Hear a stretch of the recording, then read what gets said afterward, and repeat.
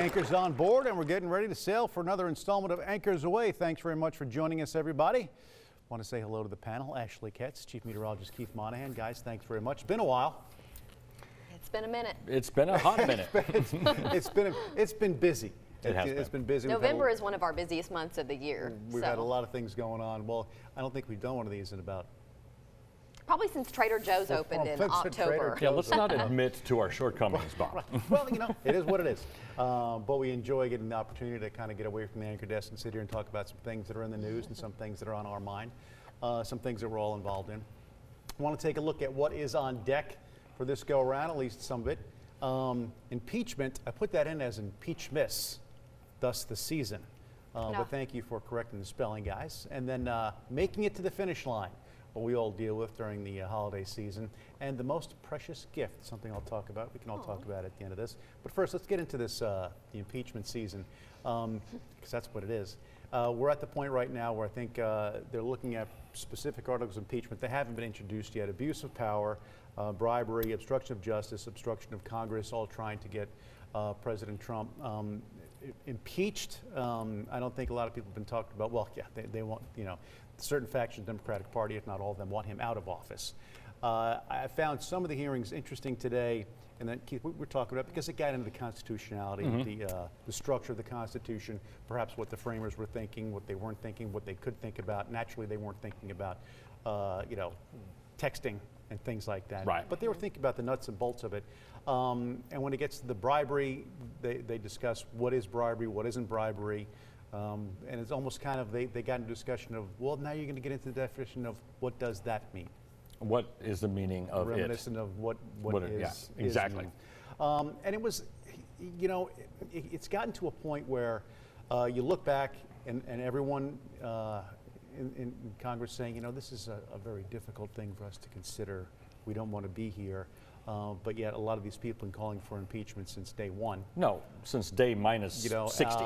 Even one of the professors that was on, I guess, in a podcast shortly after President Trump's election, he said there should be, you know, movement towards impeachment at that point. So it's clearly there's a political agenda.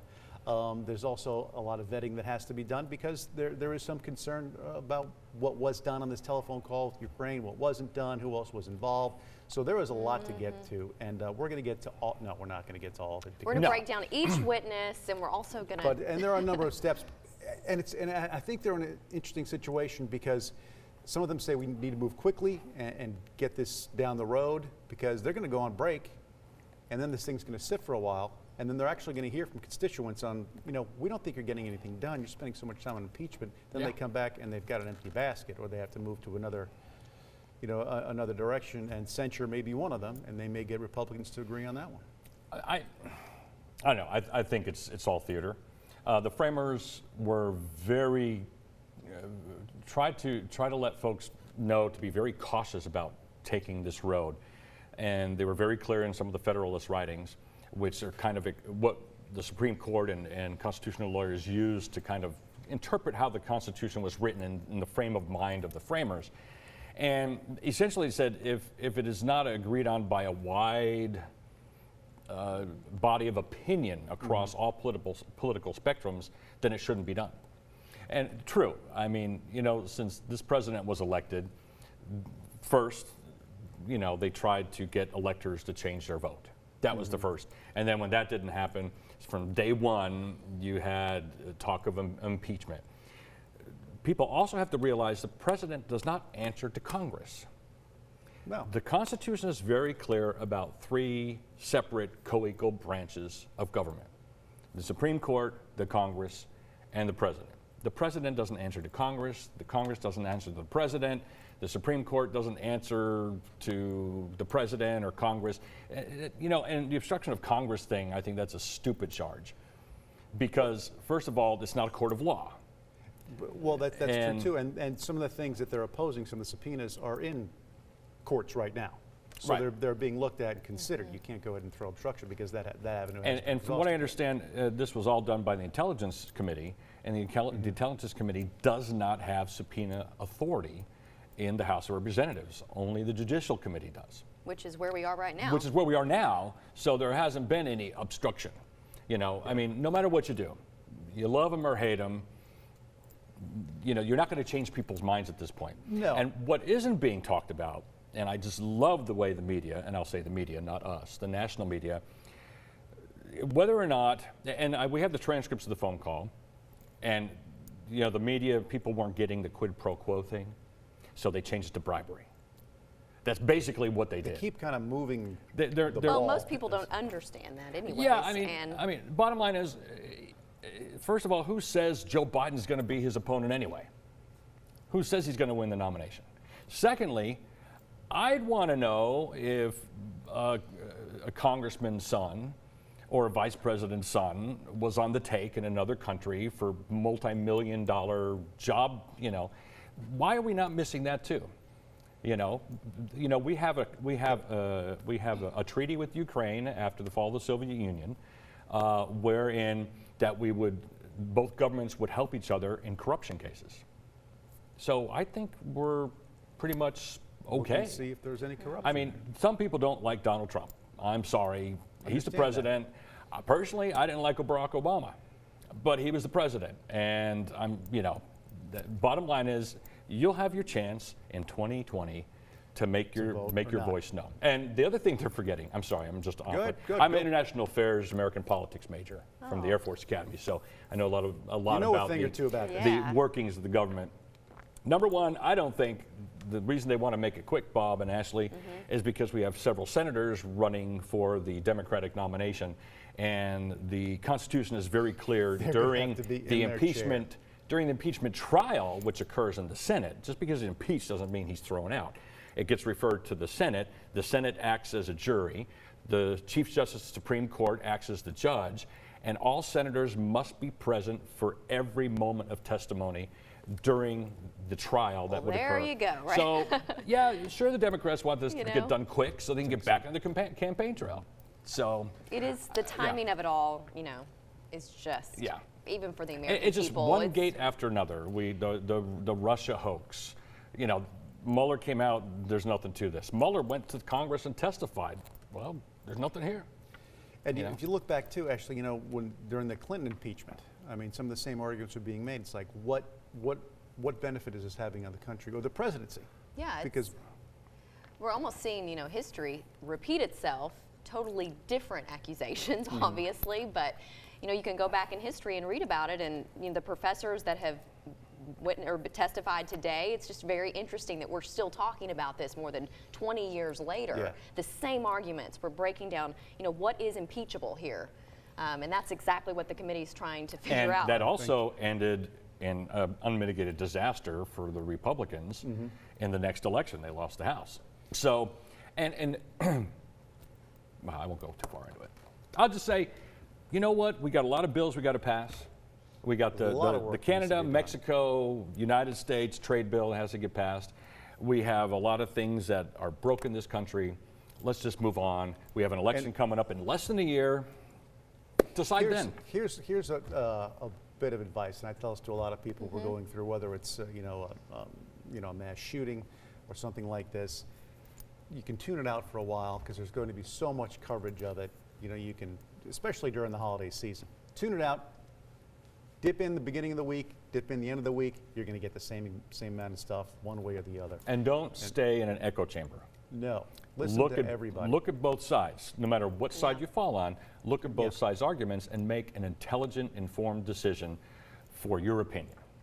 And top all this discussion off, I think the White House Christmas decorations look very nice. They're very beautiful, yeah. Every president's wife does a bang-up job. Great job. In getting the White House all decorated for the holiday seasons, and that should be a unifying event. Absolutely. Not I worrying love the about tradition of it. if people like the coat the First Lady was wearing. I mean, please, is there nothing that anybody could say nice about anything anymore?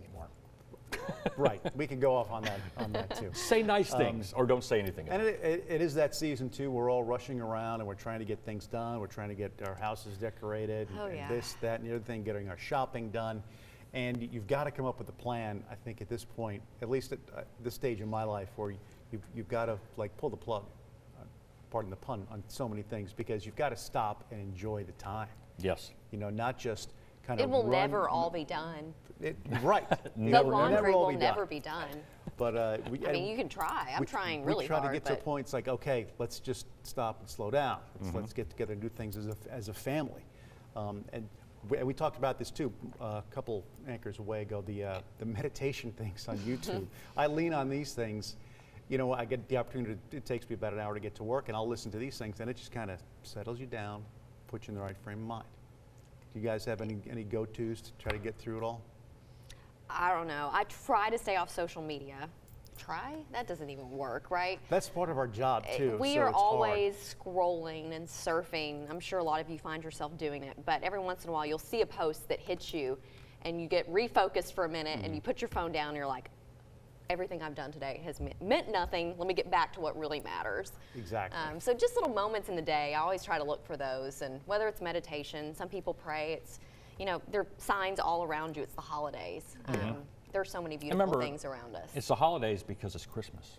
Yeah. Christmas and Hanukkah and Christmas, Kwanzaa, whatever Hanukkah. it is Yeah, that you celebrate. I mean, Christmas is the whole reason for all this hoopla that we go through at the end of December every year. Birth So of Let's Christ. not forget. just yeah. don't forget that's why we do it. So even if you happen to be a non-believer, just remember the whole reason you got Black Friday sales is because of So Christmas. if you believe in that. And this year, I think Hanukkah falls on the same time as Christmas. So those It's are the going Jewish to be- faith, those Spinning are your the dreidel, Jewish faith, Bob. and the Christian faith are going to be stressing out kind of all together. What I found when I'm overwhelmed with chores to do around Yeah. the house is a sticky note. That's And a good system. I just, all I do, or my wife, what she does, and I do, write things on the note, and then as you complete them, you cross them off. But Feels don't do it good. while it's posted on the cupboard because your wife will yell at you because you might make a pen mark in the wood. Don't make a list that's too long. Yeah, don't make a list too long, but that way you actually see progress when your list is being crossed off. So if you feel overwhelmed, like we all do sometimes, just make a list of things that have to get done, and as you complete them, cross it it. off, and then you have a sense of accomplishment. And there's Love another it. good thing too, because you know there's been a lot of bad news lately.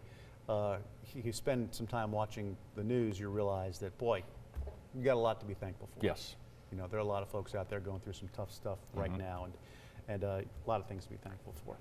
One thing though, I want to point out, I got a gift a couple years ago from my wife. It was a book, and I'll throw this suggestion out there. It's called The Angel of Bastogne, written by Gilbert Morris.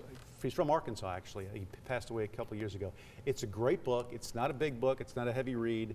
It's a story about a reporter of all things who was kind of, you know, humbug type guy, and his editor says, I've got an idea. I need you to go explore this story that came out of World War II about something that happened to the 101st Airborne.